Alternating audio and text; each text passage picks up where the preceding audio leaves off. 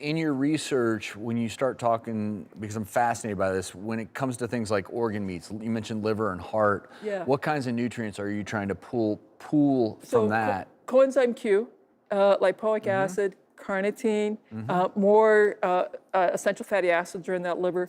It's a great source of B12, the B vitamins. It's not a good source of vitamin C. That's where you're going to get from all those greens. So you get your C from there. This is really a phenomenal superfood. So liver once a week, very, very helpful. Oysters, mussels, once or twice a week, also very helpful. And if you can get heart once a week, that's also really helpful as well. Are you eating these foods raw? How are you preparing these foods? So a mixture of raw, cooked, and fermented. So I like to have a lot of sauerkraut, kimchi. Getting some good probiotics in there. Good probiotics, that's marvelous. If people have inflammatory bowel disease, things all have to be cooked.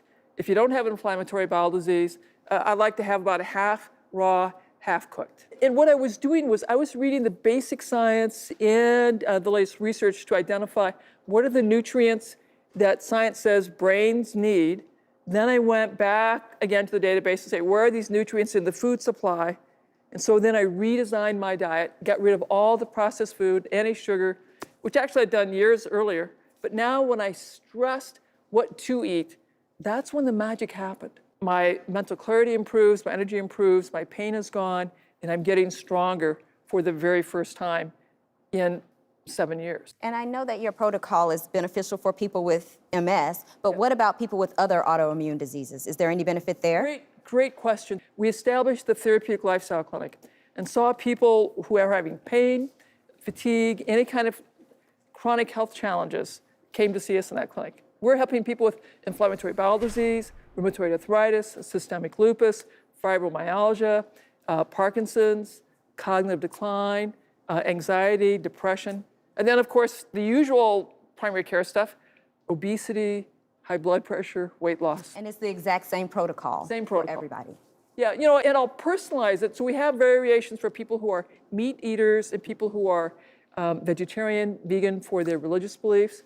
And I have a ketogenic version for those who have reasons to be in ketosis. I love how there's a flexibility here with your protocols. So I applaud you for that. Your story is so profound. Of course, you're continuing clinical trials, which is great. I do want to ask you before we go to break, right now, today, as you sit there, how is your health? What medications are you on? So I'm on gabapentin for my neuropathic pain, tiny, tiny dose, no disease-modifying drugs since 2008. That's true. I'm still not running marathons yet. I'd hope to. I'm hopeful.